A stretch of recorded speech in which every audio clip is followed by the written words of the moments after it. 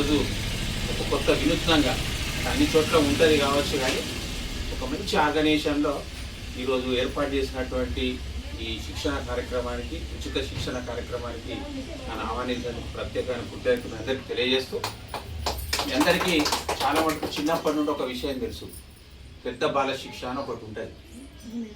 ఆ బాలశిక్ష ఏంటంటే మనకి ఏమైనా చెడైనా మంచి అయినా ఒక ముందడిగేయాలన్నా దాన్ని రెఫర్ చేస్తూ ఉంటారు. మన డిక్షనరీ ఎట్లాగో మన సాంప్రదాయాలకు పెద్ద బాలశిక్ష అనేది ఒకటి ముఖ్యం. ఇప్పుడు మేడం కమలా మేడం గారు చెప్పారు, కొన్ని విషయాలు చెప్పారు. చెప్తే అన్ని విషయాలు అందులో ఉన్నాయి. ఇప్పుడు ఈ శివసాయిలో శివసాయిలో అన్నీ అంటే ఒక మహిళల సంక్షేమం కోసం ఉండేటువంటి వసతులన్నీ, సంక్షేమానికి సంబంధించినటువంటి ఏర్పాట్లన్నీ ఇందులో ఉండడం నిజంగా చాలా గొప్ప విషయం. అంటే నేను ఎందుకు చెప్తున్నా పెద్ద బాలశిక్ష అంటే, ఒకవేళ శివసాయికి సంబంధించినటువంటి మోటోస్ అవన్నీ చూస్తే తప్పకుండా ఇటువంటిది బయటపడుతుంది. ఇంకోటి ఏంటంటే సమాజానికి కానీ ఒక ఇంటికి కానీ మహిళ అనే వాళ్ళు ఒక వెలుగు. ఒక మాటలు చెప్పాలంటే ఇంటికి ఇల్లాలు వెలుగు అంటారు చూసారా, అట్లా వెలుగు. మరి ఇంకోటి ఏంటంటే ఎంత అభివృద్ధి ఉంటుందో పతనం కావాలన్నా కూడా ఒక మహిళే.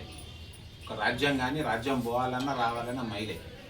మరి కమలా మేడం గారు ఒక స్వీయ అనుభవంతో, సరే ఎండి గారు ఎవరైనప్పటికీ, రెడ్డి గారు ఎవరైనప్పటికీ, మరి ఇక్కడ స్థానికంగా కమలా గారు చెప్పినటువంటి విషయం ఉంది. అంటే తనకు స్వీయంగా, అంటే తనకు ఉన్నటువంటి నేను ఎదుర్కొన్నటువంటి కష్టాలు ఎదుటి ఆడపిల్లకు రావద్దు, మరి ఆడపిల్లకు రాకుండా ఉండాలి అంటే నేను ఏదో ఒకటి చేయాలనే ఒక తపనతోని మరి మేడం గారు ఒక మంచి కార్యక్రమాన్ని చేపట్టి ప్రతి ఒక్కరిని ఉత్తేజపరచడం చాలా గొప్ప విషయం.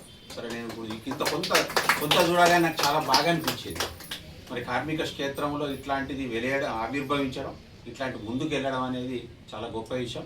మా ప్రేమలతో ఎప్పుడు పెడుతూ ఉంటాయి స్టేటస్లు, కానీ ఆ గ్రూప్లో కూడా నేను కూడా ఉన్నా, అది చూస్తూ ఉంటా అప్పుడప్పుడు. చూస్తూ చాలా ఆనందం అనిపిస్తుంది. అంటే ఇక్కడ మహిళలకు సంబంధించినటువంటి సంక్షేమం అనేది చాలా గొప్పగా ఉంది అనేటువంటిది చెప్తుంది. ఎందుకంటే ఈ గోదావరిఖని ప్రాంతంలో తప్పకుండా మహిళలు ఉత్తేజవంతులు కావాలి.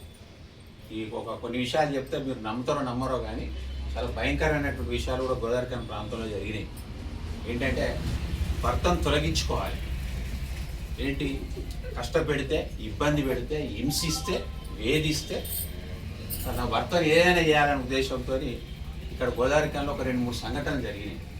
భర్తను చంపి తన బెడ్రూమ్లో రోజు నిద్రపోయే బెడ్ కింద పాతిపెట్టి మంచి ఎప్పట్లాగానే మంచి సిమెంట్తో చేసి ఒక 5-6 నెలల తర్వాత, 5-6 నెలలు కూడా, 1 సంవత్సరం తర్వాత ఆ సంఘటన బయటపడ్డది. ఇక్కడ లెనిన్ నగర్లో ఒకటి, పరశురామ్ నగర్లో ఒకటి. తర్వాత వాళ్ళకి సంబంధించిన ఎవరైతే కనిపించట్లేదో వాళ్ళకి తమ్ముడు కంప్లైంట్ చేస్తే అది బయటపడ్డది. అంటే దేనికైనా ముఖ్యం స్త్రీ ఏదైనా చేయగలుగుతుంది అనడానికి అది ఒక నిదర్శనం, ఒక సాక్ష్యం. మరి ఇటువంటి ప్రాంతంలో ఇట్లాంటి ఉత్తేజపరమైనటువంటి, ప్రోత్సాహపరమైనటువంటి, భుజం తట్టి ముందుకు నడిపించేటువంటి కార్యక్రమాలు చేపట్టినటువంటి శివసాయి, అందుకే అందులో మల్టీ అన్నది ఒక మాట చెప్పండి, పేరులోనే ఉన్నది. మల్టీ అంటే అన్నీ ఉంటాయి అని అర్థం.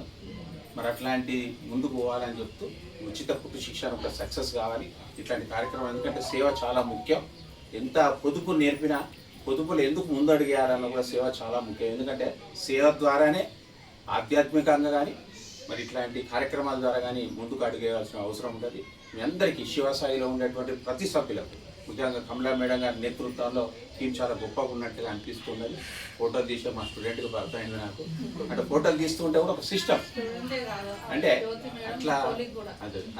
అట్లాంటి కార్యక్రమాలను చేపట్టినందుకు శివసాయిని మరోసారి అభినందిస్తూ, గోదావరిఖనిలో రాబోయే కాలంలో శివసాయి ఒక శక్తిగా ఎదగాలని, ఆ శక్తిగా ఉండి ఇక్కడ ఉనికిని చాటాలని, ప్రతి మహిళ హృదయాల్లో తప్పకుండా శివసాయి నిలిచిపోవాలని కోరుకుంటూ థ్యాంక్ యూ.